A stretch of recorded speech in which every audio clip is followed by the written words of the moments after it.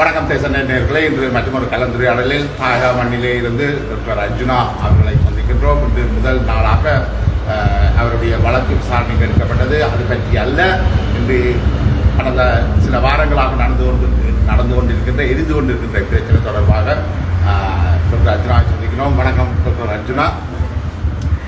இந்த கடந்த 4 வாரங்கள் கடந்து விட்டது இந்த பிரச்சனை ஆரம்பிக்கப்பட்டு. உங்களுடைய இந்த பிரச்சனை பற்றினா உங்களுடைய மீள்பார்வை எப்படி இருக்குது?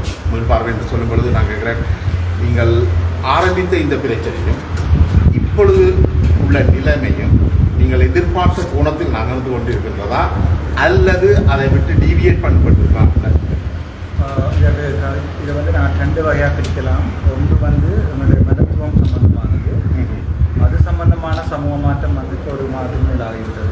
ஒரு விழிப்புணர்வு ஒன்று ஏற்பட்டிருக்கின்றது, எல்லாரும் ஏற்றுக்கொள்வாங்க. சமூக மாற்றம் போய் பார்க்கலாம்.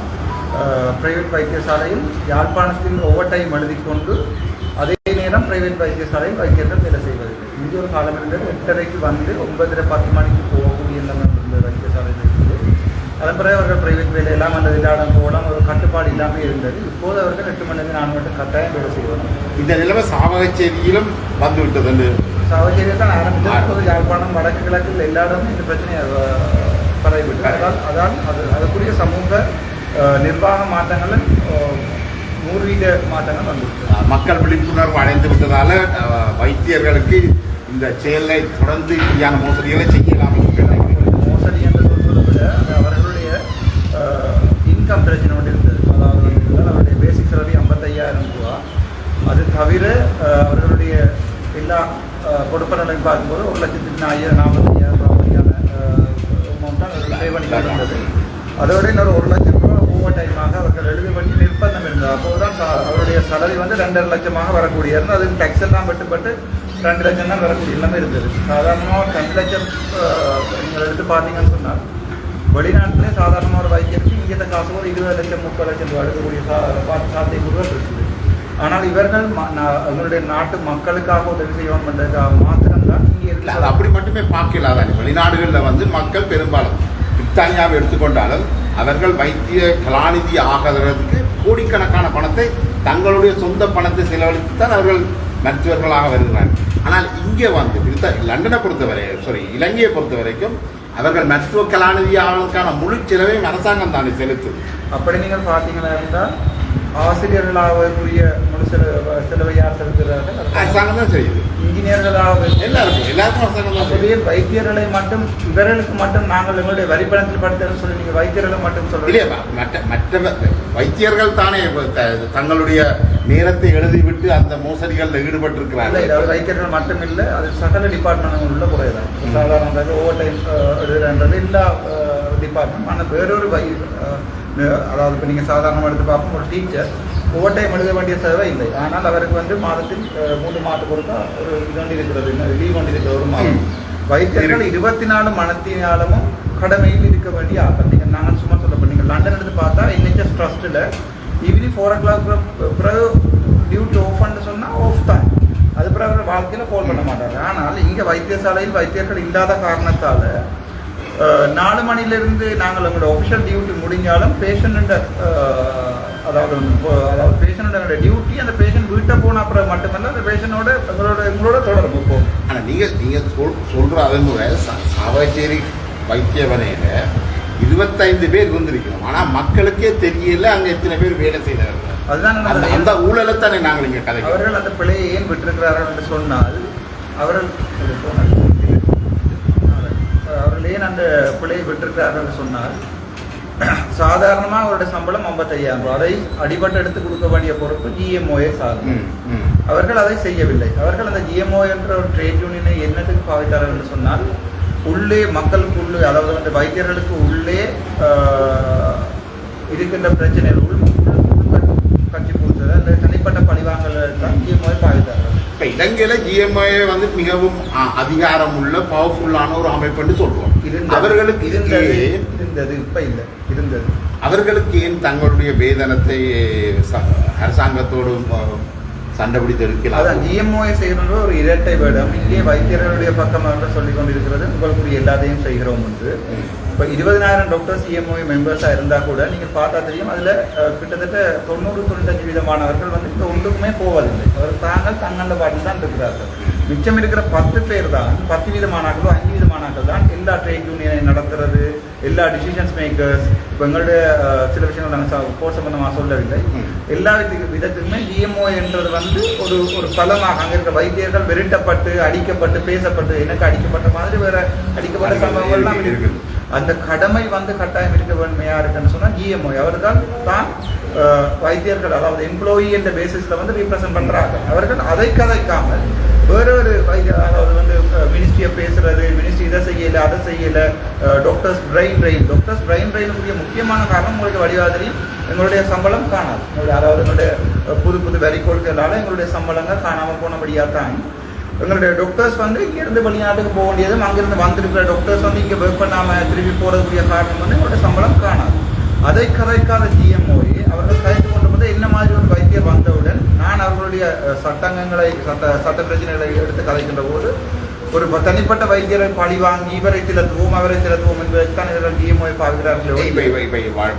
வடமாகாணத்தை எடுத்துக்கொண்டால் நீங்கள் திருத்தப்பட்டிருக்கிறீர்கள், அதே மாதிரி ஜெயக்குமாரன் திருத்தப்பட்டிருக்கிறார், மகரகமை அதே மாதிரி அதோட நான் லிஸ்ட் அடிக்கவே போலாம். நாகநாதன் போயிருக்கேன். இங்கே உள்ள ஒரு சிஸ்டம் வந்து அங்கே கலைக்குது. அதெல்லாம் சின்னம். அதை விட ஓதோபிடி சொல்றார் டாக்டர் காண்டிவன் சொல்லி அவர் இருந்து தான் வேலை செய்ய இடம் இல்லாமல் தியேட்டர் கொடுக்காம அவர் வந்து போயிருக்கிறார். அதை விட உமாவதீஸ்வரன் சொல்லி ஆப்பிரிக்காவில் கூட ஃப்ளைட்டில் அழைத்து ஓதோபிடி செய்யக்கூடிய உமாவதீஸ்வரர் வந்து இங்கிருந்து கண்டுபிடித்து அனுப்பியிருக்கிறார்கள். அதை விட ஒரு பஸ்குலர் சர்ஜன் அப்படி லிஸ்ட் அடுக்கி கொண்டே போகலாம். நீங்க சொல்ற கருத்துக்கள் முரண்படுதல்ல. இங்க வந்து ஆளணி பற்றாக்குறை இருந்தால் இங்க இருக்கிறவர்களை ஏன் கலைக்கிறீர்கள்? இங்கே இருக்கிற கலைக்கிறதுக்கு காரணம் இந்த மருத்துவ மாஃபியா. அது நான் உங்களுக்கு தெளிவாக சொல்கிறேன். இங்கே ஒரு 2-3 பிரைவேட்டை கட்டி வைத்திருக்கிறார்கள். அங்கே அவர்கள் ராஜாக்கள் மாதிரி இருக்கிறார்கள். அப்போது என்ன நடக்கும்னு சொன்னால் இன்னொரு வைத்தியர் வந்து விட்டார் இங்கே வேலை செய்கிறாருன்னு சொன்னால் இங்கே இருக்கிற வைத்திய நிர்வாக அதிகாரி இங்கே இன்னொரு வசதியை ஏற்படுத்தி கொடுக்க வேணும், இன்னொரு தியேட்டரை டப் பண்ணி இருக்கிற தியேட்டரை கட்டி கொடுக்க வேணும். நாங்கள் இவரையும் வேலை செய்வோம். இவர் என்ன செய்கிறார்கள் வந்து அவரோட காசை பண்ணிக்கொண்டு அவர்களுக்கு சப்போர்ட் பண்ணிக்கொண்டு புதுசாக வர வைத்தியர்கள் அடிச்சு இது இவர் மட்டும் இல்லை பீடியாட்டிக் கன்சல்டன் இருந்தவா அவள் கூட இப்படி லிஸ்ட் அடுக்கிக்கொண்டே போகலாம். அவட வெளிநாடு போயிட்டு அப்படி எக்கச்சக்கமான டாக்டர்ஸ் வந்துட்டு கன்சல்டன் திரும்பி போயிட்டோம். என்னுடைய 4வது அண்ணாண்ட வாய்ப்பும் வந்து ஒரு கன்சல்டன் அனஸ்தட்டிஸ்ட். நாங்கள் யாழ்ப்பாணத்தில் அனஸ்தட்டிஸ்ட் இல்லையான்னு சொல்லி கொண்டு இருக்கோம். அப்போ எல்லாம் திரும்பி போனதுக்கு காரணம் எங்களுடைய மத்திய அமைச்சு வந்து 98 லட்சம் ரூபாயை கேட்டதுக்கு காரணம். அதாவது 98 லட்சம் பே பண்ணும்போது உங்களோட போஸ்ட் பே பண்ணும்போது இவ்வளோ அதாவது வந்து நாங்கள் இது வைத்தியர்களுக்கு எதிராக இழைக்கப்படுற அந்த கொடுமை விஷயம் சம்பந்தமாக பார்ப்போம். இப்போ டியூட்டி ஹவர்ஸில் அவர் நிற்கலைன்னு சொன்னால் அதுக்குரிய காரணம் இருந்தால் கூட பிழை செய்து விட்டு நாங்கள் இந்த பிள்ளையை இந்த ரீசனுக்காக தான் செய்கிறோம்னு சொல்லி நியாயப்படுறது உயிர் சம்பந்தப்பட்ட விஷயம் இல்லை. மக்களுடைய உயிரெல்லாம் பணம். அதுதான் பிரச்சனை. என்னன்னு சொன்னால் இந்த விஷயத்தை வைத்தியர்கள் வந்து சாதாரணமாக எடுக்கக்கூடிய நடைமுறையை அரசாங்கம் வைத்திருக்கிறது. அதாவது சாதாரணமாக நான் வீட்டை போகலாம், யாருமே கேட்கிறார். நீங்கள் இன்னொரு டிபார்ட்மெண்ட் பார்த்தீங்கன்னா அக்ரிகல்ச்சர் டிபார்ட்மெண்ட்டில் போனால் டிரெக்டர் எல்லாது எம்எஸ்கிட்ட போய் நான் ஷோட்டி வழிக்கு தான் போகலாம். இங்கே அந்த ஜிஎம்ஓ என்ற இது வந்து ஒரு நிகழ்வு நிலையை ஏற்படுத்தி கொடுத்திருக்கிறது. வைத்தியாதிகாரி கதைத்தால் கிளர்த்து நான் கதைத்தே திறத்துகிறார்கள். அதான் நடக்கிறது. அப்போ இந்த ஜிஎம்ஓவில் உள்ள இந்த அதில் பொறுப்பான பதவிகளில் இருக்கிறவர்களை தான் நீங்கள் மருத்துவ மாஃபியாக்கள் என்று சொல்றீங்க. அது அவர்கள் மட்டுமல்ல அவரோட சேர்ந்து இயங்குகின்ற வைத்திய நிர்வாக அதிகாரிகள். சாதாரணமாக எடுத்து பார்த்தால் யாழ்ப்பாணத்தில் போதனா வைத்தியசாலையில் ஒரு பேஷண்ட்டை நிலத்தில் போட்டு அடிக்கக்கூடிய வசதி இருக்கிறது. இதே நீங்கள் தெற்கில் உள்ள நேஷனல் ஹாஸ்பிட்டலோ களத்துறை ஹாஸ்பிட்டலோ ஒரு பேஷண்டை ஒரு செக்யூரிட்டி கார்டு நிலத்தில் போட்டு அடித்திருந்தால் என்ன நடந்துருக்குன்னு யோசிச்சு பாருங்கள். அவற்றை நாங்கள் சாதகமாக எடுத்து கொடுத்துருக்கோம். மன்னாரில் கூட ஒரு ஒரு ஒரு மெட்டர்னல் டெத் ஒன்று வந்திருக்கிறது. அவைகள் டெத் வரும்போது அங்கே இருக்கிறவர்கள் வந்து அந்த எல்லாத்தையுமே மாற்றி அமைத்து விடுவார்கள். பிஹெச்சி மாற்றி எழுதி விடுவார்கள், நிற்காத டாக்டர்கள் நின்ற மாதிரி எழுதி விடுவார்கள். அதால் இதை நாங்கள் போய் என்ன செய்யலாது சட்ட இதை கேட்கக்கூடாது. மக்கள் இவ்வளவு பொதுமக்கள் எழும்பி வந்தக்கூடிய காரணம் அதுக்குள்ளேயே இருக்கிற ஒருத்தர் இதை பற்றி கதைக்கிறார்கள். நிச்சயமான உண்மை. இப்போ நீங்கள் வந்து கதைச்சது வந்து மருத்துவத்துறையில் உள்ள ஊழல் மட்டுமல்ல, நீங்கள் எய்த அம்பு வந்து பல்வேறு துறைகளில் ஊழலையும் அம்பலப்படுத்தி இருக்கு. ஆனால் இதில் ஒரு சிக்கல் இருக்கு என்னன்னா, நீங்கள் இந்த பிரச்சனையை ஒரு சமூக வலைத்தளத்துக்கு கூட தீர்க்கலாம்னு நினைக்கிறீங்க. நீங்கள் இதை ரெக்கார்ட் பண்ணி கொண்டு சமூக வலைச்சயமாக இப்போ நீங்களே இது ஒரு பேப்பரில் எழுதக்கூடாது. ஏன் நாங்கள் லைவ்ல போட்டுருக்கோம்? இப்போ இதன் மூலமாக மட்டும் இந்த பிரச்சனையை தீர்க்க முடியும். ஒரு பிரச்சனையை பொதுமக்களுக்கு கொண்டு போகிறதுக்கு பாதிக்கப்படுகிறது ஊடகம். அது எந்த ஊடகமாக இருக்கலாம். இப்போ நாங்கள் அதை நான் இன்னொரு வீடியோ ஒன்று கொடுத்துருக்கேன். அந்த ஜென்ரேஷன் X ஜென்ரேஷன் 3 அது வந்துட்டு இல்லை சமூகம் என்ற ஒரு மீடியாவில் நாங்கள் ஏன் எலோன் மஸ்க் வந்து ட்விட்டரை வேண்டினவர்? எங்களுக்கு ட்விட்டர்ண்டா என்னென்றாவது தெரியுமா இங்கே இருக்கிறார்களுக்கு? இல்லை. நாங்கள் இன்னும் 50 வருடம் பின்னுக்கு தான் இருக்கிறோம் சமூகத்தினர். ட்விட்டரை தெரியுமா? யூடியூப், சும்மா யூடியூபர்களை யூடியூபர்னு சொல்லி நாங்கள் எழுதி அவர்களோட ஒரு தொழிலாக்குங்கள். ஒரு பிராக்டிக்கல் ஜேர்னலிசம், சிட்டிசன் ஜேர்னலிசம் அவர்கள் செய்வது. அவர்களால் ரெஜிஸ்டர் பண்ணுங்கோ, ரெஜிஸ்டர் பண்ணி அவர் பப்ளிக் சர்வீஸ் ஆக்டில் கீழே கொண்டு வாங்குவோம். அவருடைய ஐடென்டி கார்டை கொடுங்க. இவர் யூடியூபர் சொன்னாங்க, ஐடென்டி கார்டோட ஒரு யூடியூபர் போடலாம். அவர்கள் பப்ளிக் ஜேர்னலிசம் இந்த பிரச்சனையை கொண்டு வந்துருக்காங்க. ஆனால் என்ன கேள்வி என்னன்னா, இந்த ஊடகத்துக்கால மட்டும் இந்த பிரச்சனையை தீர்த்து விடலாம். ஒரு விழிப்புணர்வை கொண்டு பிரச்சனையை சமூகத்துக்கு கொண்டு போறதும் சமூக விழிப்புணர்வை ஏற்படுத்துறதும் ஊடகம். எங்கேயாவது ஒரு பிரச்சனையை சமூக ஊடகம் தீர்த்து விட்டு இருக்கிறதா? பெரும்பாலும் இல்லைன்னு. பெரும்பாலும் இல்லை. சமூக ஊடகம் தீர்த்து விட்ட பிரச்சனை ஒன்று சொல்லுங்க பார்ப்போம். இல்லை, மக்கள் பிரச்சனையை ஒரு மகேசன் பிரச்சனை ஆக்குவது ஊடகம். அது நீங்கள் ஒரு ஊடகம், பார்த்து கொண்டு போறதும் ஊடகம். அது அவர்களுடைய வேலை. அதை சட்ட நிலைமைக்கு உட்படுத்துவது சட்டவாளர்களுடைய இது. அதுக்குரிய நீதிகளை கொடுக்க வேண்டிய நீதிபதிகளுடைய இது. நாங்கள் ஒரு சிஸ்டத்தில் இருக்கிற நீங்கள் இது ஒரு பொறியை தட்டி வச்சிருக்கிறதாக நீங்க பார்க்க. நான் தட்டி வைத்த பொறி இப்போது எரிந்து நாட்டையே எரிக்கின்றது. உங்களுக்கு நல்லா தெரியும். உங்களுக்கு தெரியும், மட்டக்களப்பில் இருந்து ஒரு வைத்தியர்கள் 2 பேர் மட்டக்களப்பில் இருந்து கதை உடையாடி கொண்டிருக்கின்ற நோரலை பார்க்காமல் உடையாடி கொண்டிருக்கிற வீடியோ வெளியாக வந்திருக்கு. அதுதான் சமூக மாற்றம். இப்போ இதென்னென்று நீங்கள் உங்களுக்கு இன்றைக்கு நடந்த நீதிமன்ற இதுகள்லையும் சரி எல்லாத்துலேயும் ஒரு குற்றச்சாட்டாக வருகிறது, சமூக வலைத்தளங்களில் நீங்கள் போடுற பதிவுகள். இது சம்பந்தமாக நீங்கள் ஏதாவது மாற்றத்தை கொண்டு வருவீங்களா எதிர்காலத்தில்? ஒவ்வொரு இலங்கை பிரஜைக்கும் என்னோட ஸ்ரீலங்கன் கான்ஸ்டிடியூஷன் படி கருத்து தெரிவிக்கிற சுதந்திரம் இருக்கிறது. என்னொருவரை பாதிக்காமல் கருத்து நிச்சயமாக. சாதாரணமாக ஒரு பெரிய பிரச்சனை நடக்குன்னு வைத்துக் கொள்ளும்போது, அந்த பெரிய பிரச்சனை நடக்கும்போது நாங்கள் ஊடகத்துக்கு சொன்னால் எங்களுக்கு கருத்து சுதந்திரத்துக்கு எதிராக நடவடிக்கை எடுப்பார்கள் சொல்லி ஒருத்தருமே கதைக்காமல் விட்டிருந்தால் யாரையும் கொலை செய்யும். அதனால் 6வது ஒரு இது சம்பந்தமாக கதைக்க வேண்டும். அந்த கதைக்கிற பொறுப்பை யாருமே இதுவரை எடுத்துக்கொள்ளவில்லை. நான் அதை எடுக்க வேண்டிய நிர்பந்தத்தை இவர்களாக இப்போ நீங்கள் உங்களுக்கு ஆரம்பத்தில் இருந்த அந்த வரவேற்பு மீதும் அதே மட்டத்தில் இப்போ இருக்கிறது கருது, அதை விட கூட இருக்குன்னு நினைக்கிறேன். ஆனபடியால் நீங்கள் தொடர்ந்தும் இந்த சமூக உரையாடலை தொடர்ந்து நடத்துவீங்க. கட்டாயம். நான் எடுத்த என்னுடைய கடமையை நான் நிறைவேற்றி முடித்த காலமாகிவிட்டது. வேறு கடமைகளை கையில் ஒப்படைத்திருக்கிறார்கள். அது சம்பந்தமாக பரிசீலித்துக் கொண்டிருக்கிறேன். நான் பெரும்பாலும் அது சம்பந்தமாக மக்களுடைய எதிர்பார்ப்பை நான் முடிப்பேன். அவ்வளவு. இப்போ சமூக வலைத்தளங்களில் நீங்கள் தொடர்ச்சியாக கருத்து வெளியிடுவது பொழுது ஒரு சில கருத்துக்களை நீங்கள் பின்வாங்குங்க. குறிப்பாக ஐபிசி பாஸ்கர் பற்றின முறைப்பாடு, அவ்வாறு சில முறைப்பாடுகளை நீங்கள் இந்த என்ன சொல்றது நீஜர் ரியாக்ஷன் சொல்றாங்க. இல்லை, இது மக்கள்கிட்ட ஒரு ஆரம்பத்தில் இருந்த நிலைக்கும் இப்போ இருக்கிற நிலைமைக்கும் சற்று நானோட வடிவா சொல்றேன். ஒரு காலத்தில் 30 வருஷம் போராடினேன். தந்திரோபாய பின்வாங்கல்களை செய்ததா இல்லையா? அதை மாதிரி தான் நீங்கள் இதையும் பார்க்க முயற்சிக்கிறீங்க. நான் பார்க்கல. நான் செய்திருக்கிற தந்திரோபாய பின்னடைவுகளால் பாதிக்கப்பட்ட ஊடகங்கள் நீங்கள் என்ன செய்கிறேன்னு தெரியாமல் என்ன அவர்கள் இனி அவர் மன்னிப்பு கடிதம் அவர்கள் போட்டால் தான் மக்களுடைய மனதை வெல்லலாம். அவர்களை போடவும் மேலாது. என்னை பற்றி கூடாமல் எழுதினால் என்ன பிரச்சனையா? உங்களுக்கு என்னுடைய தந்திரோபாயம் விளங்கவில்லை என்றால் பொதுமக்கள் அதை நன்றாக விளங்கி வைத்துக் கொள்கிறார்கள். இப்போ இந்த ஊடக பிரச்சனையில் உங்களுடைய தனிப்பட்ட விடயங்கள் பலவற்றையும் நீங்கள் ஓப்பனாக வெளியில் வச்சிருக்கீங்க. நீங்கள் இது உங்களுக்கு இது ஒரு ஆரோக்கியமான நிலைப்பாடு. நான் சாதாரணமான மனிதன். நான் கடவுள் அல்ல. என்னிடம் வாய் இருக்கிறது. அதுக்கு நான் சாப்பிட வேண்டும், அதுக்கு தண்ணி குடிக்க வேண்டும். நான் ஒரு சாதாரண எல்லாரும் இந்த ஊடகங்களில் என்னை பற்றி குறையாக குடிக்கிற இப்படி எழுதி கொண்டிருப்பவர்கள் எல்லாருக்குமே வாய் இருக்கிறது. அவர்களுடைய வரலாற்றை எடுத்து பாருங்கள். ஒரு நல்லவன் என்னை சொல்லட்டும், நான் கெட்டவன், நான் அந்த இடத்துல சாகுறேன். இல்லை, இது சமூகம் அப்படி பார்க்கறது தானே, நல்லவன் கெட்டவன். நாங்கள் ஒரு சமூக சராசரியாகத்தான் ஒரு விஷயத்தை சமூக கருத்தை சொல்லும் போது அது கருத்தால் வெல்லவனுமே ஒழிய சொன்னவனுடைய உயரம் அது வலு முக்கியம். உண்மையிலே நீங்கள் இந்த கொளுத்தி விட்ட தீ, இந்த ஊழல் மோசடிகளுக்கு எதிராக கொளுத்தி விட்ட தீ, அதில் நான் நினைக்கிறேன் இந்த உங்களுக்கு எதிராக வழக்கு தாக்கல் செய்த மருத்துவர்கள் கூட அதை ஏற்றுக்கொள்கிறார். அப்படி ஒரு பிரச்சனை இருக்கின்றதை ஏற்றுக்கொள்கிறார்கள். அதில் இன்னும் ஒரு முக்கிய விஷயம் என்னென்னால் அந்த கருத்துக்கள் தவறென்று உங்களுக்கு எதிராக வழக்கு கூட தாக்கல் செய்ய அவர்கள் செய்திருக்கிற வழக்குகள் கூட அவ்வளவு பலமான வழக்குகளாக தெரியல. வழக்கு சம்பந்தமாக நிச்சயம் இப்போ ஒரு அரசாங்க உத்தியோகத்தராக நீங்கள் மக்கள்கிட்ட இந்த பிரச்சனையை கொண்டு வரீங்க. அதை விட இந்த பிரச்சனையை வேறு வழியில் கையாண்டிருக்கலாம் என்று எண்ணம் எங்களுடைய மக்கள் பலம் தான் பெரிய பலம். அது உங்களுக்கு விளங்கியதுன்னு சொன்னால் நான் அதுக்கு ஒன்றும் செய்ய முடியாது. எந்த நாட்டில் புரட்சிகரமான மாற்றத்தையும் நீங்கள் எடுத்து பார்த்தீங்கன்னு சொன்னால் அது மக்களால் செய்யப்பட்ட புரட்சி. இப்போ அறகலையை கூட பாருங்கள், மக்களால் செய்யப்பட்ட புரட்சி. அதனால் ஜனாதிபதியை கூட அவர்கள் திரட்டி அளிக்கிறார். நீங்கள் அதில் இன்னொன்றையும் கவனிக்கணும். அந்த அறகலியா புரட்சி என்றது மக்கள் ரணில கொண்டு வருவதற்காக செய்யப்பட்ட புரட்சி என்று மக்களுடைய எதிர்பார்ப்பு வேறாக இருந்தது. ஆனால் அந்த ஆளும் குழுமம் மீண்டும் தனது ஆட்சியை நிலைநிறுத்தி ஆளத்தான் மாற்றி இருக்கு. நான் அது சம்பந்தமான அரசியல் கருத்துக்காக நான் அதை உதாரணமாக சொல்லவில்லை.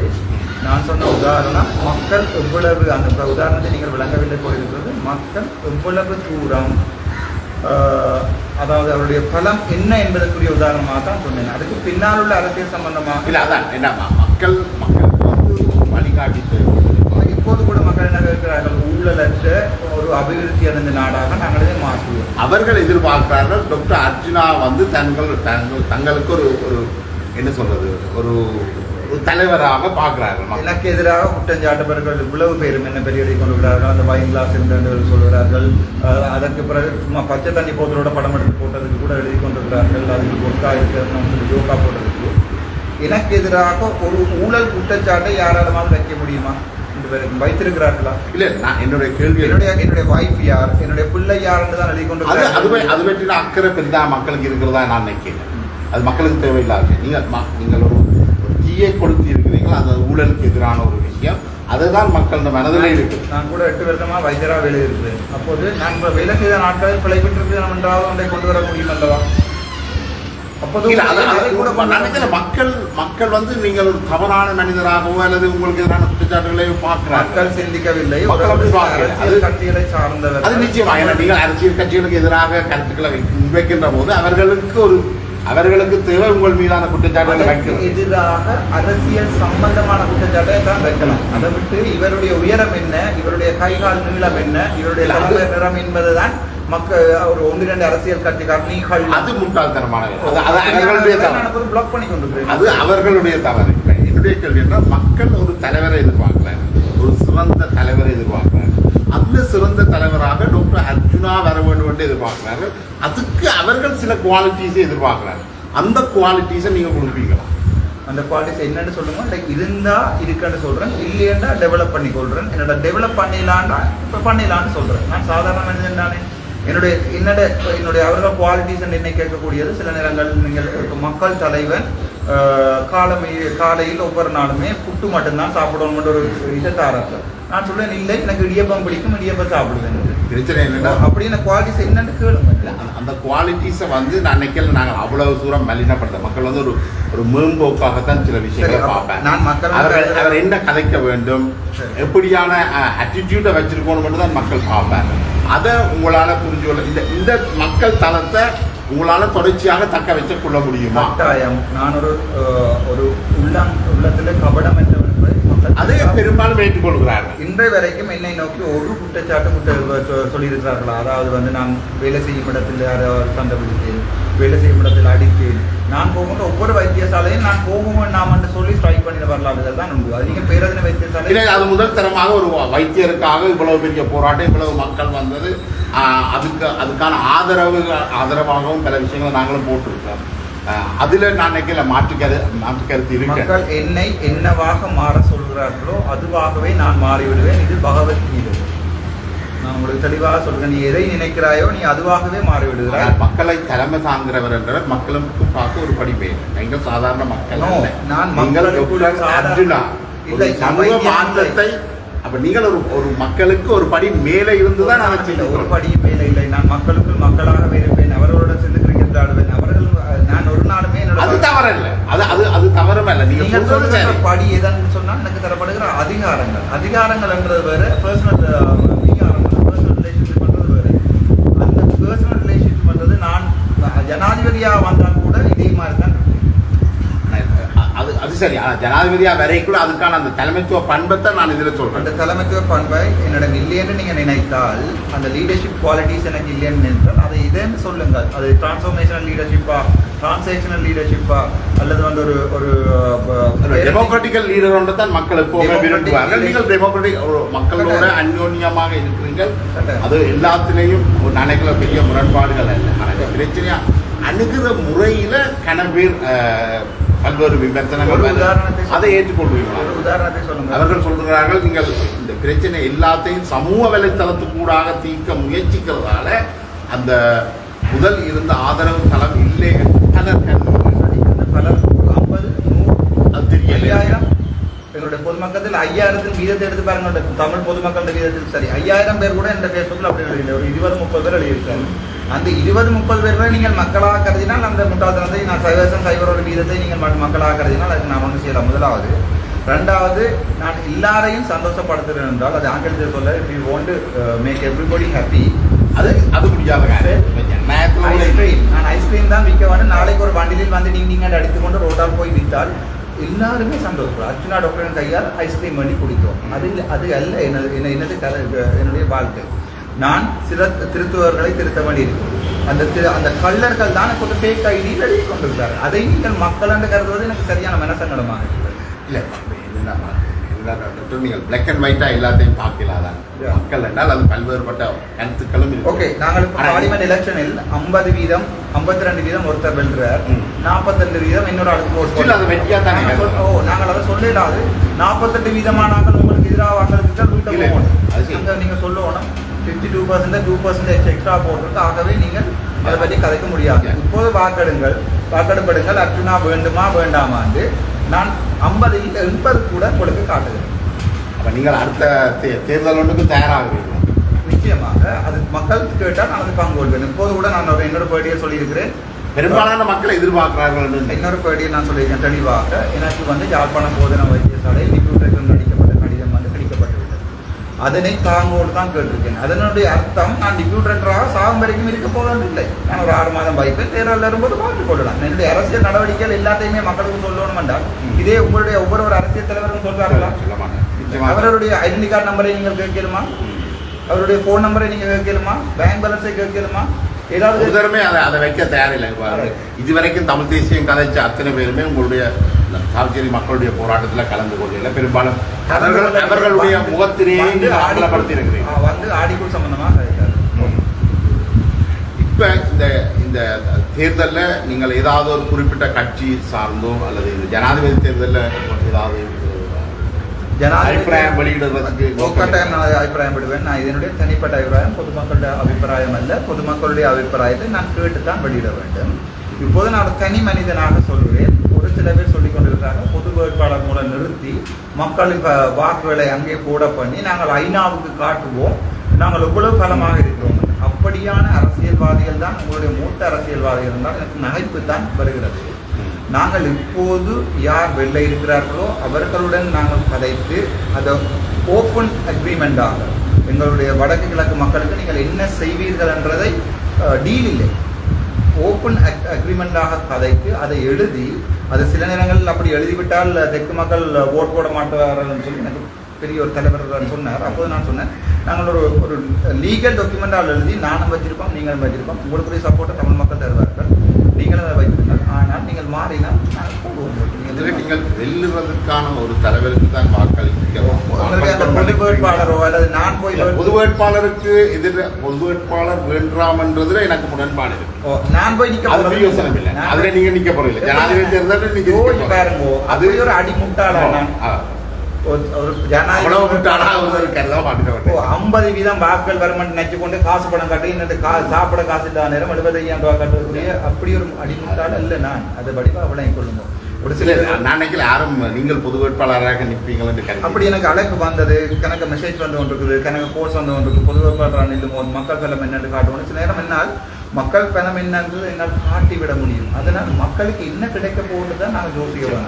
மக்களுக்கு ஒன்றுமே கிடைக்காம என்னுடைய பணத்தை காட்டுறதா இருந்தால் நான் சாவச்சேரியிலே சொல்லியிருப்பேன், அடிங்கடா அப்பா அடிச்சு விட எங்கள் ஹாஸ்பிட்டல் சொல்லி நான் நின்றது அந்த நிமிஷம் என்னோட நிற்கின்ற ஒவ்வொரு தமிழ் சகோதரனுக்கும் சகோதரிக்கும் நிகத்தில் கூட காயம் பெறக்கூடாதுன்னு நான் யோசித்தால் அதால தான் அந்த வீடியோ சாவச்சேரி வைத்தியசாலையில் நான் வெளியே போனேன். இல்லைன்னு சொன்னா நான் நின்றுருப்பேன். மக்களும் என்னை பாதுகாத்திருக்காரு. இல்ல அந்த முடிவு நான் நினைக்கிறேன் நீங்கள் எடுத்தது சரியான முடிவு தணிக்கிறதுக்கான போலீஸ்காரருக்கும் பிரச்சனை வந்திருக்கும். அவை 4 பேரை சுற்றுப்பினம் என்னுடைய புதுமான ஒருத்தனுக்கு சூடு விழுந்திருக்கும். அவனுடைய பிள்ளைகளை பற்றி யோசிச்சு பாருங்க. அவனுடைய அம்மா அப்பா பற்றி நான் என்ன பதில் சொல்லுவேன்? போய் இந்த சாவச்சேரி ஹாஸ்பிட்டல் நான் டிரெக்டராக நிக்கோன் பண்றதுக்காக அவன் செத்துருக்கிறான். நான் என்ன பதில் சொல்லுவேன்? இதே எங்களுடைய அரசியல்வாதிகள் இப்படி எவ்வளவோ போராட்டங்களை நடத்தி ஒரு பிள்ளையை கொண்டு போய் உடுப்புகளை போட்டு எங்களுடைய இதுகளை ஞாபகப்படுத்தி செய்தார்கள். அவர்கள் அரசியலுக்காக செய்தார். அந்த பிள்ளையினுடைய எதிர்காலத்தை யோசித்தோமா?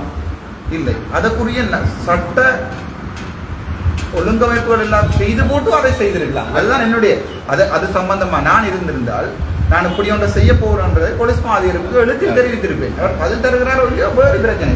அதன் பிறகு அதை செய்திருப்பேன். நான் சொல்லியிருப்பேன் 30ஆம் தேதி உங்களுக்கு நான் எழுத்தில் தெரிவித்திருக்கிறேன், நான் இப்படி ஒன்றை செய்ய போகிறேன் என்று.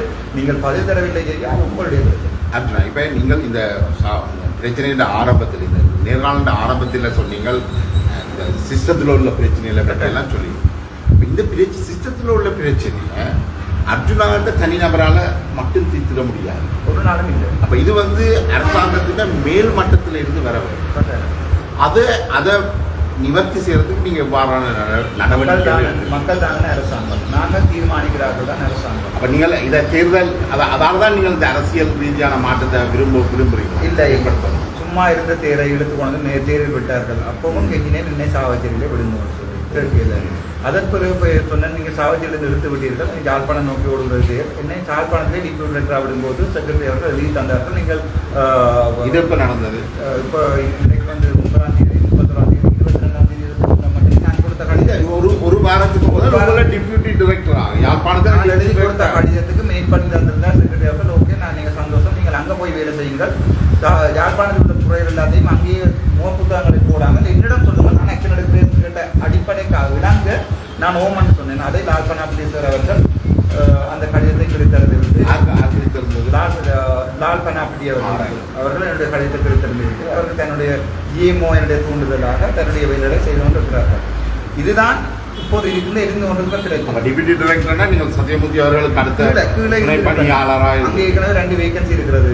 3வது வேகன்சி இவர்கள் கேட்டுக்கொண்டே கடிதம் அனுப்பி கொண்டிருக்கிறார்கள், இன்னொரு டிப்யூட்டரை போடுங்கன்னு சொல்லி. அதை என்ன விடுமாறு அவருடன் கேட்டு நான் செக்ரட்டரி கடிதம் கிடக்கு நான் தரலாம். நாங்கள் இதே ஜிஎம்ஓஏ இந்த மதிவாணன் அவர்கள் சத்யமூர்த்தி அவர்களுக்கு எதிராகவும் ஒரு 25 பக்க அறிக்கை வெளியிட்டிருக்கு. எப்போது கேபிட்டல் டெலிவிஷனில் அந்த அறிக்கை காண்பிக்கப்பட்டது.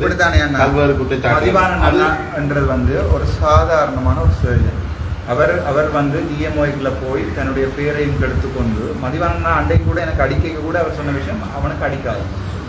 சாதாரணமாக ஒரு நல்ல பேர் எடுத்த நல்ல சர்ஜன் என்று சொல்லுகின்ற ஒரு வெஸ்டூட சர்ஜன் இந்த பிரச்சனை பாதிக்கப்பட்டால் மதிவான கூட நாளைக்கு இங்கிருந்து விட்டு வெளிநாட்டுக்கு போகலாம். அதை நான் சொல்றேன். இந்த ஜிஎம்ஓ என்றதுக்குள்ள போய்தான் முக்கியமான டாக்டர்ஸ் தலைவர் அதுதான். அவர் அப்போது கூட கதிரையில் தான் தந்தார். அவர் எனக்கு அடிக்கவும் இல்லை, என்னை பேசவும் இல்லை, ஒன்றுமே செய்யவில்லை. மதியானா தந்த பாட்டில் தான் இருந்தவர் ஒன்றுமே. அப்போ நான் சொன்னேன், மதியன்னா என் ஃபோனை தர சொல்லுங்கள், என்னுடைய காசையும் படுத்திருந்தார்கள், என்னுடைய ஃபோனையும் படுத்திருந்தார்கள். நான் சொன்னேன், என்னோட ஃபோனை ஃபர்ஸ்ட்டாக படுத்திருந்தோம். அதுக்கு மினிஸ்டர் மேன் கோல் பண்ணி கொண்டிருக்கேன். இந்த விஷயங்கள் நான் சொல்லியிருக்கேன் வெளியால். அதில் எனக்கு மத்திய அமைச்சர் இருந்துன்னா கோல் வந்து கொண்டிருக்கும். ஃபோனை தாங்கோ எந்த ஃபோனை தாங்கன்னா அதில் கோல் வரும்னு சொன்னதை தான் நான் இதில் ரெக்கார்ட் பண்ணியிருக்கேன். ஆனால் இப்போ நான் சொல்கிறேன், மதியண்ணாவை இதில் எடுத்து கடைசியாக மதியண்ணாவுக்கும் வெளியால் போய் ஒரு பிரைவேட்டோ இல்லாட்டி ஒரு ஹாஸ்பிட்டலையோ வேலை செய்யலாம் வந்தால் இன்னொரு 6 மாதத்துக்கு மதியண்ணாவும் கட்டாயம் வெளிநாட்டுக்கு போகக்கூடிய வேலையை பார்ப்பேன். இப்படியே முழு வைத்தியசாலை போகிறதுக்கு வைத்தியர்களும் போகக்கூடிய களத்தை அமைத்து கொடுப்பது அரசியல்வாதம்.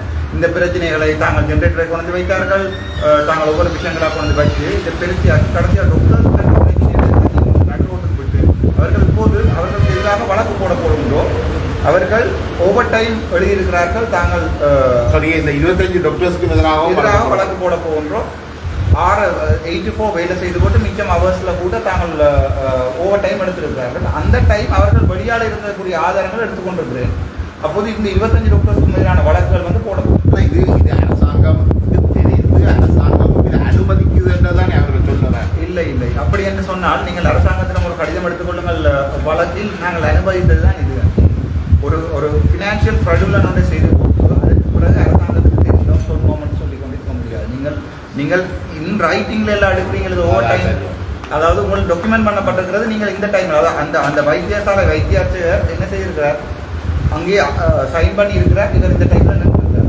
நான் அதை சைன் பண்ண மாட்டேன் என்று சொன்னதால தான் இந்த பிரச்சனை வந்தது. இந்த ஆட்சி மாற்றம் இப்போ உள்ள இந்த ஜனாதிபதி தேர்தல் இருக்கிற சமயத்தில் ஊழலுக்கு எதிரான ஒரு ஆட்சியை கொண்டு வருவோடு ஜேவிபி அமைப்பு அனுராக் திசாநாயக்க சொல்கிறார். அவர்களோட நீங்கள் உரையாடி அவர்கள் சம்பந்தமானவர்கள் உங்களுக்கு நீங்கள் இப்போ அந்த தம்பி கூட எல்லாருமே எடுத்தது கூட நான் எத்தனையோ 1000 பேர் எனக்கு எடுத்த ஃபோன் கூட ஆன்சர் பண்ணி ரெண்டமாக உங்கள்கிட்ட ஆன்சர் பண்ணுறேன். வெள்ளக்காரில் கணவர் வெளிநாட்டுக்காரில் கணவரோட நான் ஆன்சர் பண்ணி கதைச்சிருக்கேன். இப்போ உங்களுக்கு கோல் வந்தால் உங்களுக்கு காட்டுறேன். நான் கோல் 8 மிஸ் கோல் என்னென்றால் அதில் ரெண்டமாக ஆன்சர் பண்ணும்போது அதில் ஒரு பொன்மணியை வைத்து உடுப்பை கலட்டி என்னுடைய முகத்தை போட்டு அப்படி எல்லாம் நான் ஃபேஸ்புக்கில் போட்டுருக்கேன். நான் சொன்ன காரணங்கள் இப்போது நான் அந்த கோலோட ஆன்சர் பண்ணவே இப்போ கட்சி தலைவர்களை நீங்கள் அணுகலாம் எடுத்து விட்டார்கள். அவர் நான் போய் அணுக வேண்டிய தேவை எனக்கு என்ன இருக்கிறதுன்னு சொல்லுங்கள். ஆட்சி மாற்றத்தை கொண்டு வரணும் என்று நினைக்கிறேன். எனக்கு செய்ய வேண்டிய ஆட்சி மாற்றத்தை நான் செய்வேன். நான் போய் என்னுடன் பால் பிடித்தோ கெஞ்சியோ செய்ய வேண்டிய தேவை எனக்கு இல்லை. ஒரு அருணாவும் சாவச்சேரி மக்கள் இந்த செல்வாக்கை மட்டும் வச்சு நீங்கள் ஆட்சி மாற்றத்தை கொண்டு வரலாம். நீங்கள் சாவச்சேரி மக்கள் தான் எனக்கு சப்போர்ட் பண்ணுறீங்கன்னு நினைச்சு கொண்டிருக்கிறது தான் உங்களுடைய முட்டாள்தனம். அதுக்குரிய பதிலை தேர்தலுக்கு நான் சொல்லுவேன். இல்லை இந்த கேள்வி வந்து ஆட்சி மாற்றத்தை உங்களால் மட்டும் செய்ய முடியாது. மக்களால் செய்ய முடியும். கட்சி வேணுமாக இருந்தால் கட்சியை நாங்கள் அமைப்போம். மக்கள் தேவையா இருந்தால் மக்கள் நீங்கள் ஒரு புதிய கட்சியை உருவாக்க யோசிக்கிறீங்க. நிகழ்காலம், எதிர்காலம், இறந்த காலம் என்று 3 தமிழில் இருக்கிறது. எதிர்காலத்தில் அமைப்பேன் என்று திடமாக சொல்வது வேறு, நாங்கள் அமைக்கலாம் என்று சொல்லலாம். நாங்கள் அமைக்கலாம். மேபி இங்கிலீஷ் சொல்வார் maybe I will make a separate political party. ஆனால் இப்போது இருக்கின்ற கரைபடிந்த எந்த ஒரு அமைப்புடனும் சேர தயாராக இல்லை. முக்கியமாக தமிழ் சம்பந்தமாக தமிழ் அமைப்பு இப்போ உள்ள இப்போ என்னுடைய கேள்வி வந்து இலங்கையில் உள்ள தேசிய கட்சிகளில் குறிப்பாக ஜேவிபி தான் இந்த ஊழல் இல்லாத ஒரு ஆட்சியை ஏற்படுத்த நினைக்கிறது. அது சம்பந்தமான உங்களோட அபிப்பிராயம் அவர்கள் சம்பந்தம்? ஜேவிபி வந்து இதுவரை காலமே 2-3 பார்லிமெண்ட் சீட் வச்சிருக்கின்ற சீனியர் கட்சி. அவர்கள் கையில் எடுத்திருக்கிற ஆயுதம் என்றது இன்னும் பெரிய ஆயுதம், மக்களுடைய இதயத்தில் உள்ள ஆயுதம். உங்களுக்கு தெரியும் 2-3 பில்லியன் எங்களுடைய அர்ஜுனா என்ற தனிநபர் எடுத்து வச்சுக்கிற ஆயுதத்தை அவர்களும் வச்சிருக்கிறார்கள். அந்த ஆயுதத்தை என்னுடைய கையில் தந்தார்கள். நான் சாதாரணமாக வைத்தியனா வெளியே இருந்த போது அந்த ஆயுதத்தை கையில் தந்தார்கள். நான் திடீரென்று அந்த ஆயுதத்தை ஒரு கட்சியும் வச்சிருக்குது, கட்சிகள் வைத்திருக்கின்றன. அவர்கள் அந்த ஆயுதத்தை நான் என்னுடைய இருக்கிற கட்சியில் மரக்கறி வெட்டுவதற்கு பாதிக்கலாம், என்னுடைய வீட்டுக்காரருக்கு சாப்பாடு தந்தது பாதிக்கலாம்.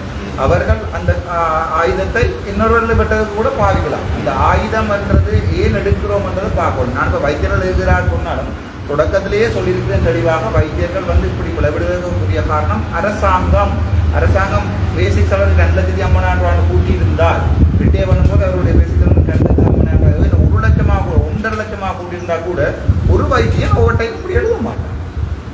உங்களுக்கு விளங்குதா? நாங்கள் பொய்யா ஓவர் டைம் எழுதணும்னு அரசாங்கத்தின் பிள்ளை. நான் இப்போ வைத்தியர்களை சொல்ல போகிறேன், நீங்கள் விளையாடி இருக்கிறீங்கன்னு வழக்கு போட போகிறேன். அவர்கள் வேணுமானால் இது அரசாங்கத்தின் பிள்ளை என்று சொல்லி தப்பித்து கொள்ளுங்கள். அப்போ அந்த மாற்றத்தை வந்து நீங்கள் எப்படி கொண்டு வர போறீங்க? மக்களுக்கு இதை நீங்கள் சொல்லத்தானே வரும். மாற்றத்தை நீங்கள் எதிரான அரசியல் திட்டங்களை பற்றி நான் சொல்லல. பட் நான் ஒன்று சொல்ல விரும்புகிறேன். நான் மக்களுக்காக சாகும் வரைக்கும் இருக்கிறேன். எத்தனை பேர் சின்ன சின்ன சின்ன சின்ன புது ஃபேஸ்புக்கில் 4 பேர் 5 பேர் 1 மணி போட்டு என்னதான் எனக்கு செஞ்சாலும் நான் மக்களுடைய மனதில் நன்றாக பதிந்துள்ளேன் என்று எனக்கு சாதாரணமாக தெரியுது. நான் சில கருத்துக்களை நான் சொல்லும்போது அதை திருவிப்படுத்தி அதுக்கு அந்த குடிக்கலாமா குடிக்கக்கூடாது அதை விளங்காத ஊடகங்கள் சில திரிவுபடுத்தி அதை மாற்றி மாற்றி மாற்றி மாற்றி அவற்றுக்கு நானும் போய் சொல்லி அவர்களிடம் போய் சொல்லி அது வெளியான விதத்தில் போயிருக்கிறபடியால் என்னோட படித்த சில பேர் சொன்னார்கள் தேவையில்லா சம்பந்தமாக கருத்து தெரிவிக்க வேண்டாம் என்று நான் நிப்பாட்டி விட்டேன். இங்கே என்ன கருத்துக்கும் தெரிவிக்க போவது. அப்போ இந்த மாற்றத்தை நீங்கள் மக்களால் கொண்டு வருவீங்கள் என்ற ஒரு வேக்கான ஒரு இதில் தானே இருக்கு. மக்கள்லாம் மாற்றத்தை ஏற்படுத்தும். அதாவது அரசியலை இப்போ இல்லை, அரசியல் சிஸ்டத்தை நீங்கள் எப்படி மாற்று லெனின் சொல்லியிருக்கிறார். எந்த அரசியலை நீங்கள் கையில் எடுக்காமல் விடுவீர்களான அதே அரசியல், அதே பிள்ளையான அரசியல் உங்களை ஆளும் என்று சொல்றது லெனினோட. இந்த அரசியலை நான் கையில் எடுக்காமல் விட்டால் இதே கரைபடிந்த அரசியல் 2009க்கு பிறகு 2024 வரைக்கும் இதுவரைக்கும் என்ன மாற்றத்தை மக்களுக்கு செய்திருக்கோம்னு சொல்லுங்க. 1-2 சுற்றுலா தலங்களையும் 2-3 நியூஸ் சமூக இணையதளங்களை செய்து கட்டி வைத்திருக்கிறமே ஒழிய மக்களுக்கு என்ன செய்து கொண்டிருக்கிறோம்? மக்களுடைய அடிப்படை ஆதார தேவைகள், மக்களுடைய சுயநிர்ணய உரிமை நாங்கள் என்ன செய்திருக்கோம்னு சொல்லுவோம். இது என்னுடைய நாடு, நான் ஜாழ்ப்பாணத்தான் சொல்லி நீங்கள் இப்போ கூட தெற்கில் சொல்ல பயப்படக்கூடிய காரணம் டெரரிசம் ஆக்ட் ஒன்று இருக்கு. அதற்கு கூட என்ன சொன்னார் என்னுடைய செக்ரட்டரி எனக்கு சொன்னார். போய் இருந்தவன முதலாக சொன்ன விஷயம் அவங்க அறந்தான செக்யூரிட்டி டெரரிசம் ஆக்டிங் அவருக்கு ரிசர்ச் மினிஸ்டர் பொட்டியாதனும் அது. அதாவது உன்னை நான் டெரரிசம் ஆக்டில் எடுத்து போடுவேன். 20 வருடமாக அந்த கிட்டத்தட்ட இன்றைக்கு உங்கள் மீது வைக்கப்பட்ட குற்றச்சாட்டு ஒன்று மற்ற மருத்துவர்கள் வச்சது நீங்கள் மக்களை ஆக்களை திரட்டி தங்களை அச்சுறுத்தி சொல்லுங்கள். நான் மக்கள் நான் சொல்ல அவர்கள் வைத்தியம் சொல்லிக் கொள்ளட்டும். காலமும் மக்கள் ஒரு மக்கள் வந்து அடியுங்கள், மக்கள் வந்து உதயுங்கள் என்று சொல்லப்பட்ட ஒரு மோசம் எல்லாரையும் சேர்த்து போட்டு அடி அப்படி ஒரு வாய்ஸ் ரெக்கார்டிங் நீங்க காட்டும். இது வரைக்கும் அப்படி ஏதாவது காட்டும். ஒரு டெக்ஸ்ட் மெசேஜ் பி ரெடி. அது வந்து மக்கள் தன்னெழுச்சியாக வந்து நடந்த ஒரு விஷயம். அது வந்து நடைபெற்றுக் கொண்டு இந்த ஊழல் மோசடிகளை தாங்க முடியாமல் மக்கள் ஒரு தன்னெழுச்சியான ஒரு போராட்டம் தானே.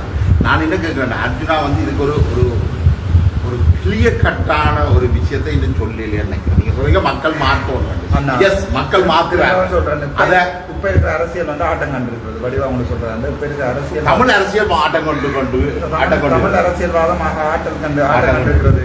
தெற்கு அரசியலுக்கு வழங்கி விட்டது தாங்கள் எங்கே புளியங்காயை விடுங்க வருங்க. அதெல்லாம் தெற்கு அரசியல் என்ன தாராளமாக அணுகுகிறது. நான் இப்போது அமைதியாக இருக்கிறேன். நான் என்னுடைய மக்களுடைய குரல். இந்த 3 தெற்கு அரசியல் இன்னைக்கு மும்முனைகள்ல நடக்குது. ஒன்று ரணில் விக்ரமசிங்க, அடுத்தது சஜித் பிரேமதாஸ், அனுராக் திசாநாயக்க. அப்ப சரத் பொன்சாவுடன் சொல்லுவேன், நீங்கள் அவர் ஜனாதிபதியாக வர மாட்டார் என்று நீங்கள் சொல்லி ஒரு ஊடியாவில் போடுவீர்கள். சரத் பொன்சா நாங்கள் இன்றைக்கு முன்னிலை வைக்கிறது இந்த கட்சி தான். எப்படி உங்களுக்கு தெரியும்? எலெக்ஷன் என்ன முடியலையே. ஒரு விஜய மூகம் தான். நான் இது அவர் ஜோக்கா தான் சொல்றேன். நீங்க சொன்னது உண்மை ஏற்றுக்கொள்கிறேன். இப்போது முன்னிலையில் இருப்பதுன்னு சொல்லி அனுராக் திசாநாயக்கனுடைய கட்சி வந்து சொல்லிக் கொண்டிருக்கிற இந்திக்கு தாங்கள் தான் ஐக்கிய மக்கள் சுதந்திர முன்னணி ஐக்கிய மக்கள் கட்சி வந்து தாங்கள் சொல்லிக் கொண்டு சொல்லித்தான் கவர்மெண்ட் ரணில் ஐயா சொல்லி இந்த 3 பேருமே முக்கியமான புள்ளிகள். 50% வாக்குகளை அவர்கள் எடுக்க வேண்டும். தமிழ் மக்களையோ முஸ்லிம் மக்களையோ புறாது தள்ளி அவர்கள் எடுக்க முடியாது. போதுள்ள அரசியல்வாதிகளால் அந்த என்னுடைய என்னையும் உடைத்து அதை சுட்டுக் கொண்டாட தவிர என்னையும் உடைத்து பொதுமக்களுடைய மனத்தை வெல்றதுக்குரிய ஒரு ஆயுதம் அவரிடம் இல்லை. நான் சொன்னதே அதைத்தான் மட்டக்களப்பு மேளவும் அதையே தான் சொல்லியிருக்கிறது. நீங்கள் அந்த வீடியோ பார்த்தா தெரியும். சுமந்திரன் ஐயாவும் சொல்லுங்க. சுமந்திரன் ஐயா அடுத்து கொண்டு வந்து அடிக்க மட்டக்களப்பு மேளவும் 2 பேர் சொன்னது பொது வேட்பாளர் வேண்டாம் என்றது பெரிய முரண்பாடு இருக்கு. அரசியல் வேட்பாளர் என்றது நான் நினைச்சது காலாவதி ஆகி போன ஒரு ஐடியா.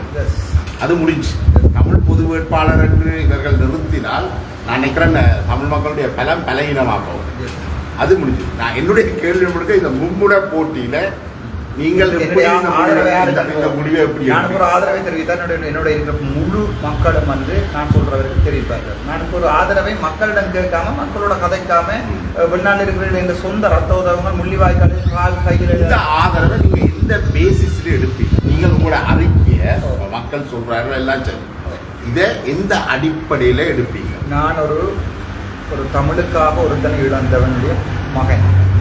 2வது நான் ஒரு முஸ்லீம்களின் சகோதரன். எனக்கு அஸ்ஸலாமு அலைக்கும் வரஹ்மத்துல்லாஹி வபரகாத்துஹு சொல்வதற்குரிய சகல உரிமையும் எனக்கு இருக்கிறது. நான் ஒரு முஸ்லீம் பள்ளிவாசல் போகும்போது அவர்களுடைய தொப்பிகளை போட்டுக்கொண்டு அவருடைய குர்தாவை போட்டுக்கொண்டு போகக்கூடிய மனப்பக்குவம் என்னிடம் இருக்கிறது.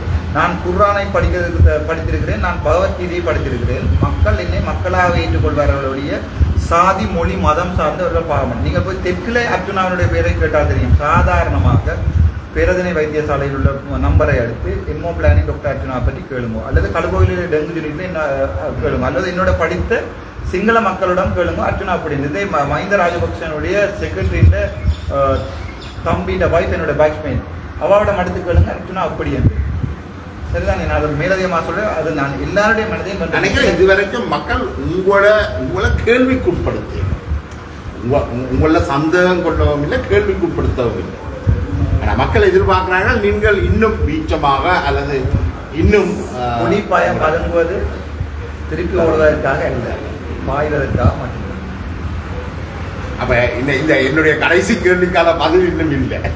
கேள்விகள் நான் ஓப்பனாக டிரெக்டாகவே சொல்கிறேன். இல்லை அதான் அந்த 3 கட்சிகள் இந்த 3 அடிப்படையில் நீங்கள் யாராவது ஒருவர் பாரதக்கூடிய சாத்தியப்பாடு எனக்கென்றால் என்னுடைய தனிப்பட்ட அபிப்பிராயம் பயங்கர டை ஒன்று மச் வந்து கடைசி நேரத்தில் நோபோலோட 6 அடிக்கலாம், போல்டும் போகலாம், அப்படி உள்ளமே வந்து இருக்கிறது.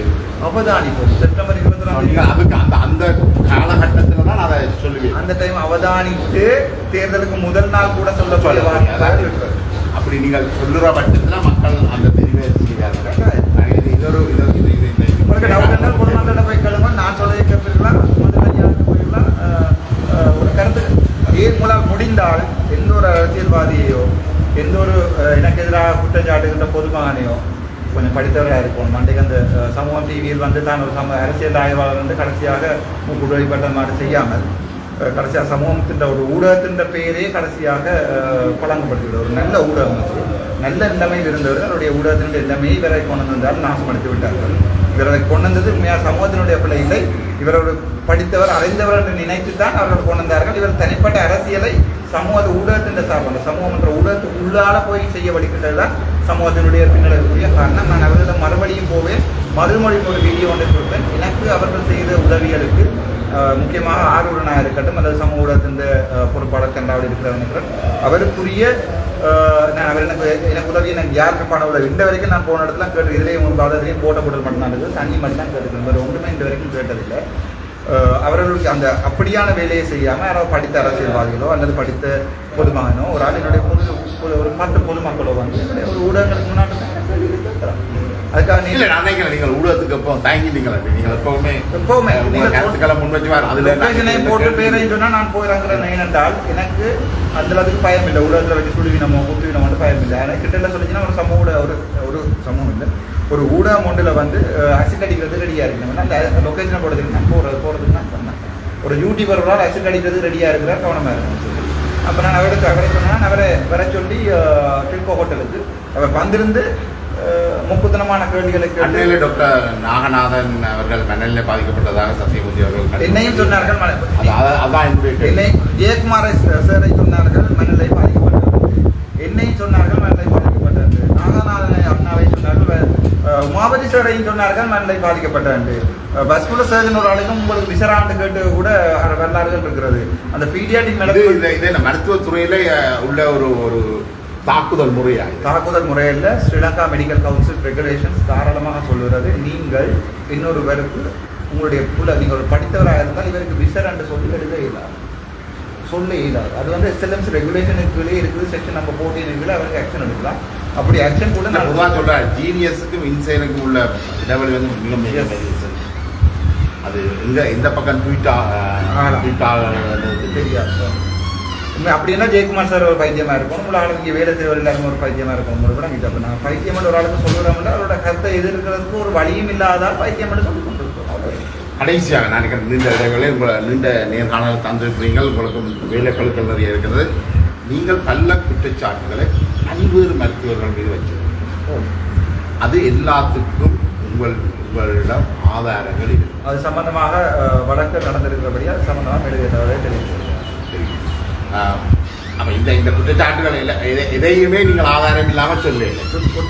நான் குற்றச்சாட்டு சொன்னது பிள்ளை என்று சொன்னால் அதற்கு எதிராக வழக்கை போட சொல்லுங்கள். நான் வழக்கில் அது உண்மை. இதுவரைக்கும் நான் நினைக்கிறேன் நீங்கள் குறிப்பிட்ட இந்த விஷயமும் தவறென்று சொல்லியோ அல்லது தாங்கள் அந்த நீங்கள் சொன்ன விஷயங்களால் தாங்களுக்கு மானபங்கம் ஏற்பட்டது என்றோ யாரும் இதுவரை வழக்கு போடவில்லை.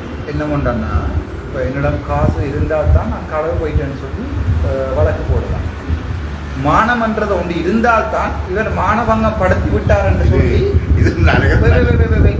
மானமன்றம் இருந்தால் மட்டும்தான் இவர் மானபங்கப்படுத்தி விட்டார். முதல் மானம் இருக்கு என்று சொல்லி நீங்க நிரூபிக்க வேண்டும். வழக்கு போடுகிறவர்களுடைய ஒவ்வொரு 10 வருட வரலாற்றையும் எடுத்து பார்ப்போம். இவர்களுக்கு மானம் இருந்ததா இல்லையா, என்னென்ன செய்திருக்காங்க, என்னென்ன களவு செய்திருக்காங்க, இவர் சமூகத்திலே ஒரு மதிக்கத்தக்கவராக இருந்தாரா இல்லையா எடுத்து பார்த்துட்டு அந்த மானம் காணாமல் போயிருந்தால் அதுக்குரிய நட்டத்தை நான் கொடுப்பேன்.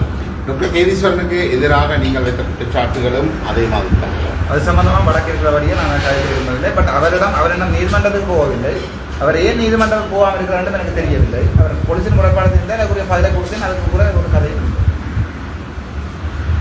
டாக்டர் அர்ஜுனா, இந்த நீண்ட உரையாடலை தந்தமைக்கு நன்றி. நாங்கள் மேலும் இது சம்பந்தமான விடயங்களில் காலத்திலையும் தொடர்ந்து உரையாடி கொள்வோம். நேரத்தை ஒதுக்கி நேரத்தை தந்தமைக்கு. அப்போ நீர் வகை கம்மியாக ஒரு நிமிஷம் நீ வந்து நீ யாருன்னு பேர் சொல்கிறேன். இந்த ஊடக சந்திப்பு ஒன்றை ஏற்படுத்தி தந்த என்னுடைய அன்பு நண்பன் ஜெர்மனியில் படித்த சத்தியபவன். இந்த நான் இப்போ இந்த ஊடகம் இது செய்து கொண்டிருக்கிறது அவனுடைய சொந்த ஹோட்டலில் அண்ணாண்டு வந்து அண்ணா நான் நீங்கள் இதே மாதிரி தான் தந்தீங்கள் உங்களை பார்த்துட்டு இந்த என்னுடைய ஜெராக்ஸ் மாதிரி இருக்கிறது நானும் இப்படித்தான் கண்டுபிடித்தேன் என்று சொல்லி ஒரு பொதுமகன் வந்தேன். அவன் அண்ணா நீ இந்த அண்டைக்கு வந்து சொன்னவன் மச்சம் நடக்க இந்த ஹோட்டலில் வந்து நாளைக்கு சாப்பிடுங்கன்னு நான் ஓமன்ட்டு அவன் நம்பரையும் சேவ் பண்ணல. இன்றைக்கு வந்துருந்து கோர்ஸ் முடிய அண்ணா வாங்க உங்கள் நீங்கள் கட்டாயத்தில் வரணும்னு சொல்லி பொதுவாக இந்த ஹோட்டலில் பேர் சொல்ல போறீங்க சொல்லி ஹோட்டல் ஹனிமூன் நாகப்பொடியில் இருக்குது. அவனாவே வந்து இப்போ சாப்பாடு கூட ரெடி பண்ணி வச்சுருக்காங்க. இதுதான் மக்களோட பாசம், இதுதான் ஒரு அண்ணன் தம்பிக்குள்ளே இருக்கிற பாசம். இந்த ஹனிமூன் ஹோட்டலுக்கு நீங்கள் எப்போவுமே வரணும் வந்து உங்களுக்கு ஒரு ஆதரவு தெரிவிக்கும் உங்களை கேட்டுக்கொள்கிறேன். தேங்க்யூ.